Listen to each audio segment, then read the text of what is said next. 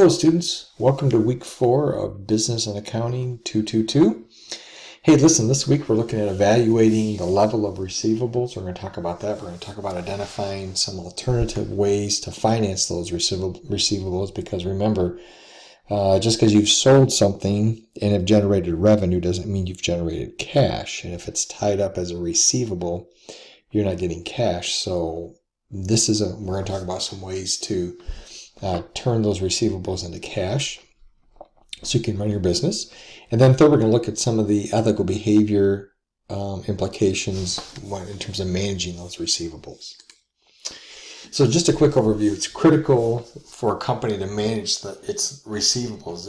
If you have a lot of receivables hanging out there, every dollar receivable is not a dollar that you have in your pocket. So again, receivables doesn't mean cash until you can convert it. Two common measures to understand the effect of these credit policies or your receivables policies are receivables turnover and then the days sales uncollected. So receivables turnover is one measure and days sales uncollected is the other. They're both ratios. We'll look at those in a minute. And then most companies, in fact, manage their receivables by finding ways to convert those receivables into cash by financing them. And then we're going to talk just briefly in this chapter about the judgments and estimating uncollectible accounts. And there's a temptation, as the slide says here, for some unethical behavior. And these are all out of the chapter, so make sure you read the chapter 9. Let's talk about receivables turnover for just a minute in this particular ratio. It shows how many times on average at least, that your company turns its receivables into cash during any particular period. So if you're on a 30-day accounting period, the receivables turnover will be measured for that 30 days. And it's computed really simply by dividing your net sales, your revenue, if you will, for that 30-day or for that time period, dividing that by the average accounts receivable, which you can get right off the balance sheet. That's like the end of the month statement, but you can get an average through, if you look at your balance sheet week by week by week by week throughout that month, for example, you can get to your average accounts receivable pretty easily. They talk about Nike in the book, and I think that's on the next slide I'm going to show you here, so we can look at that. But to interpret a company's ratio, you really have to set it in the context of the industry that it's in. Because not all industries have the same ratios. So this is an example of Nike's, and you can see again receivables turnover is simply their net sales divided by the average accounts receivable. In their case, it's 7.2 times for that time period. Our company, the one that I work for, just run you through that. So for the month of November, our net sales was about $1 million. Our accounts receivable was about $220,000, so the turnover ratio is 4.5 of the revenue. And the industry average, like for the kind of services that we provide, we do staffing services and that sort of thing, is about 3.9. So we're actually above that ratio, which is good, but being at 4.5 isn't great either. And the day sales uncollected, which we're going to show here in a minute, is 81 days throughout the year. So, what that means is we wait on the average 81 days to collect revenue for our services from our customers. Again, not great. Many of our larger customers, for example, and I mentioned this in last week's video, we have 60-day terms with them. So we deliver a service on day 1, and we don't get paid till day 60 for that service. And some of our customers are at 90, and they're going longer and longer. Pretty typical in the automotive industry. In fact, Ford, GM, Chrysler are moving towards 120-day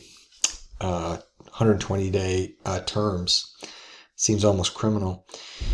The days sales uncollected shows on average how long it takes to collect those accounts receivable. So it's really pretty simple. It's the days sales uncollected divided by the number, the day sales collected is the days in the year divided by the receivables turnover. And again, for Nike, theirs is 50.7 days. So 365 divided by their 7.2. And in our case, it was 81 days. So again, we have some work to do on that. So imagine having, on the average, waiting 81 days to get paid for your services. That's pretty much kind of where we are. And when that happens to us, as does a lot of companies in our particular industry, we have to find ways to turn those receivables into cash. Otherwise, we could be showing great income on our P&L, but not have any cash on the balance sheet. It's all tied up in receivables. That doesn't pay the bills. So one thing that we talk about in this class that's important is companies can finance their receivables by selling them off to somebody else. There's 3 different ways to do that. And I'm just going to cover them quickly. They are discussed in the book in chapter 9, but one of them is called factoring. It's the sale, the transfer of those accounts receivable to an entity. It's called a factor. It's like a company, if you will. And then they factor. Factoring can be done with or without recourse, and you can see the definitions there. But basically it comes down to with recourse, if the factor can't collect the money, then there's, one kind of like payment that has to be made, and there's different liabilities tied up with that. And if it's without recourse, then the factor bears any losses for the unpaid accounts. So a little more explanation about that in the book. Just wanted to hit it here real quick. The other way to convert your receivables into cash is to do what's called securitization. It's a process in which a company groups its receivables up. They put them like in bundles, if you will, and they sell them at a discount to other companies or investors. They don't usually get paid dollar for dollar. It's, pennies on the dollar versus dollar for dollar. But when the receivables are paid, the buyers get the full amount. And their profit depends on the amount of the discount. So, let's see. And there's also discounting. It's a method of financing receivables by selling basically promissory notes from your suppliers. And you sell those promissory notes to a financial lender like a bank, for example. So the bank is basically they're buying, kind of like how banks sometimes buy mortgages. This is a little bit like that. So let's talk about ethics and that sort of thing, and especially when it comes to this area of accounts receivable. So because the amount of the uncollectible accounts can be, it's only estimated, because when you make the sale on something, you don't exactly know when you're going to be paid or how long it's going to be sometimes. And so you have to do some estimating, and that estimating can lead to manipulation. So earnings can be overstated in that estimation, or earnings can be understated in that estimation. And each one of those leads to some deception if you're not careful.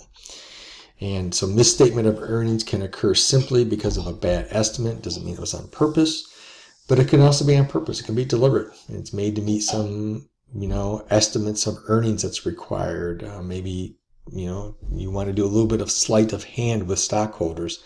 That's deliberate, that's unethical, and it's wrong. Companies will, with high ethical standards, try to be accurate in their estimates. But I've seen it done not that way before. So be very careful in this particular area. Let your conscience be your guide. And remember, someday we're all going to answer to God for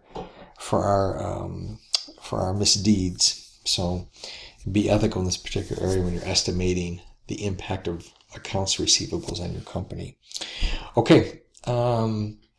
Carry on this week. Hope everything goes great for you. Let me know if there's something I can do. Reach out to me and talk to me. Send me an email. If you need to, we can meet by Zoom as well. All right. Have a great week.